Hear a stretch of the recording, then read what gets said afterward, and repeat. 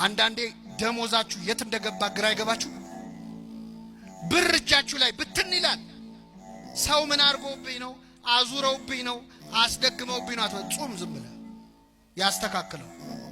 የትኛውንም ድግምት የትኛውንም መተት ጾምና ጸሎት ድል ሊነሳው ይችላል። ይችላል። አትጨነቁ። የማይፈታ ችግር የሚፈታው በጾም። ይህን እኛ አይደለም ያለው። በዚህ በማቴዎስ ወንጌል ምዕራፍ 17 ላይ አንድ ታሪክ ተጽፏል። ብዙ ጊዜ ማቴዎስ 17 ሲባል እኛ የምናስታውሰው ጌታችን 3 ደቀ መዛሙርቱን ይዞ ወደ ረጅም ተራራ ወጣ ይላል አይደል? ጴጥሮስ ዮሐንስንና ያዕቆብን ታቦር ተራራ ላይ ፊቱ እንደ ብርሃን እንደ ፀሐይ አበራ፣ ልብሱ እንደ በረዶ ነጭ ሆነ። ይህን ታሪክ እናውቃለን።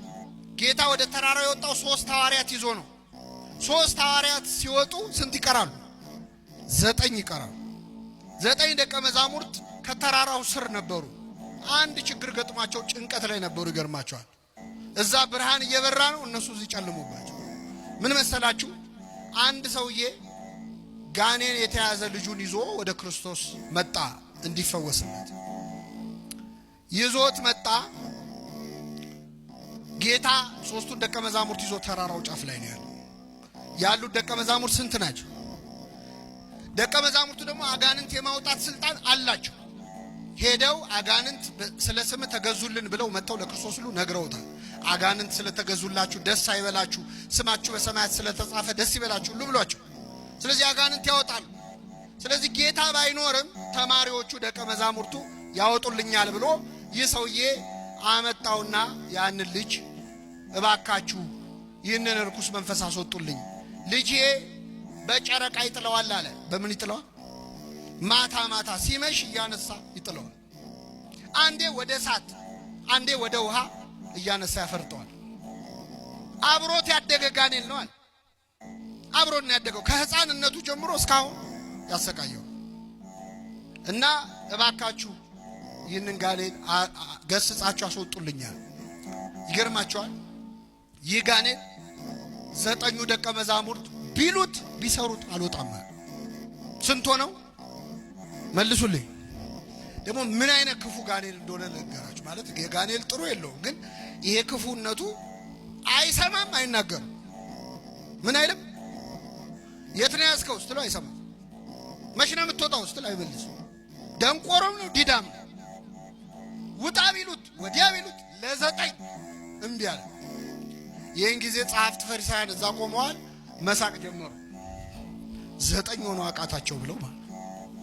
አሁን ምዕመናን እዚህ ጉባኤ ላይ እርኩስ መንፈስ ያለበት ሰው በጣም ቢረብሽ፣ እዚህ የረበሸውን እርኩስ መንፈስ ያለበት ሰው አምጥተን እዚህ ያሉ 9 ካህናት ውጣ ቢሉት አልወጣም ቢል እናንተ ምን ታስባላችሁ?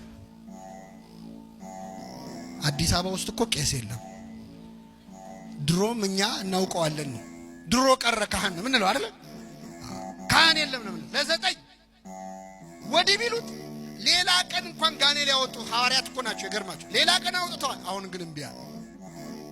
ከዛ አይሁድ ይሾካሾካሉ፣ ይስቃሉ። ሐዋርያት 9 ሽምቅቅ ብለው ቆመዋል። ጋኔሉ ልጁን ያንፈራፍረዋል። ይህ ሲሆን ጌታ 3 ደቀ መዛሙርቱን ይዞ ብርሃነ መለኮቱን ምን እያለ ነው? እያበራ ነው። ጴጥሮስ እዛ ቆሞ ጌታ ሆይ በዚህ መሆን ለኛ፣ አቤት ወንድሞች እዛ ይሰቃያሉ፣ አንተ በዚህ መሆን ለኛ መልካም ነው ትላለህ። አንተ ሲመጭ እኮ አይታየም የሰው ችግር። ከዛ ጌታ ከዚያ ተራራ ወረደ። ሲወርድ ያ ሰው እየቀረበውና ጌታ ሆይ ልጄን ወደ ደቀ መዛሙርት አመጣሁት፣ ሊፈውሱት ግን አልቻሉም። ቢቻልህስ ልጄን ፈውስልኛል። ምን ቢልህስ? ለማን ነው ቢቻልህስ ያለው? ለክርስቶስ ቢቻልህስ ይባላል። ለእግዚአብሔር ምን የሚለው የለም። ቢቻልህስ ያለው ለምን መሰላችሁ? ደቀ መዛሙርቱ ካቃታቸው ያው መምህራቸውም የነሱ ቢጤ ነው ብሎ።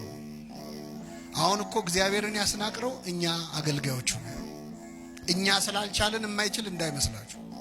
እኛን ያቃተን እሱ ሁሉን ማድረግ ይችላል። ቢቻልህስ አለው። ቢቻልህስ ትላለህ? ለሚያምን ሰው ሁሉ ይቻላል አለ። ይህን ጊዜ ሰውየው ምን አለ? አምናለሁ፣ አለማመኔን እርዳው አለ። እስኪ በሉ አምናለሁ፣ አለማመኔን ይህ ሰው ያምናል አያምንም? ያምናል አያምንም? ለምን? ምን አለ?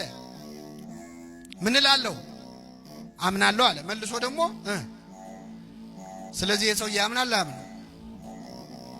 ግራ ገባችሁ አይደል? እሱም ግራ ገብቶታል። ያምናልም አያምንምም። አምናለሁ ምንን እርዳው? እያመኑ አለማመን አለ ለካ። ግራ ገባችሁ? ልቀይርና ልንገራችሁ። እጾማለሁ በሉ እስኪ። አለመጾሜን እርዳው። እንጾማለን አንጾም ግን እየጾምን ነው። ስጋ እንበላም፣ የሰው ስጋ ግን እንበላለን። አናማም፣ አንዋሽም፣ አፋችን አይጾምም፣ አንደበታችን አይጾምም። ከስጋ ከእንጀራ ከምግብ ግን ምን እንላለን? ስለዚህ በሉ እጾማለሁ። አይደከማችሁ መሰለኝ። እጾማለሁ በሉ እስኪ። አለመጾሜን እጸልያለሁ። እንጸልያለን አንጸልይም? ግን ደግሞ እንጸልይ። እየጸለያችሁ አባታችን ሆይ እያላችሁ አባታችን ሆይ ከመቼው እንዳለቀ ግራ ገብቷችሁ አያውቅም? ያውቃል አያውቅም? የጸሎት መጽሐፍ እየጸለይን ስንት ገጽ ቀረው ብለን ቆጥረን አናውቅም? እጸልያለሁ በሉ። አለመጸለይን እየጸለዩ አለመጸለይ አለ። እየዘመሩ አለመዘመር፣ እየቀደሱ አለመቀደስ አለ። አምናለሁ አለማመኔን እርዳው አለ። ይህን ጊዜ ጌታ ምን አለው? የማታምን ትውልድ ሆይ እስከ መቼ ከእናንተ ጋር እኖራለሁ አለ። አመጣው፣ ውጣ አለው። ጋኔኑ ወዲያውኑ ወጣ። ህዝቡ ሁሉ ወደ ቤቱ ሄደ። 9 ደቀ መዛሙርት ቅድም ለ9 እምቢ አላቸው አላልኳችሁ? 9 ወደ ጌታ መጡ። ጌታ ሆይ እኛ ልናወጣው ያልቻልነው ለምንድን ነው አሉት። ለምን አቃተን? 9 ሆነን ለምን አቃተን ሲሉት ስለ እምነታችሁ ማነስ ነው።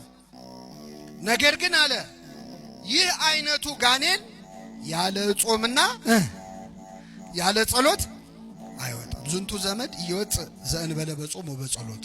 ይህ አይነቱ የጋኔን ወገን እንግዲህ አጋንንት ሁሉ እኩል አይደሉም። ከዋነኞቹ አለቆች የወደቁ አሉ፣ ሳጥናኤልን የመሰሉ ደግሞ ከታች የወደቀ ተራ መልአክ አለ።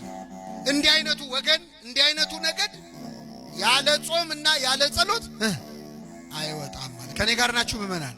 አሁን እኛ እዚህ ይህንን ትምህርት የምትሰሙ ምእመናን አልወጣ ያለ ጋኔን የለብንም? እስቲ አስታውሱ። ከልጅነት ጀምሮ እምቢ ያለ አልወጣ ያለ ችግር መጀመሪያ እስቲ ሀገራችን ኢትዮጵያ አልወጣ ያለ ጋኔን የለባት?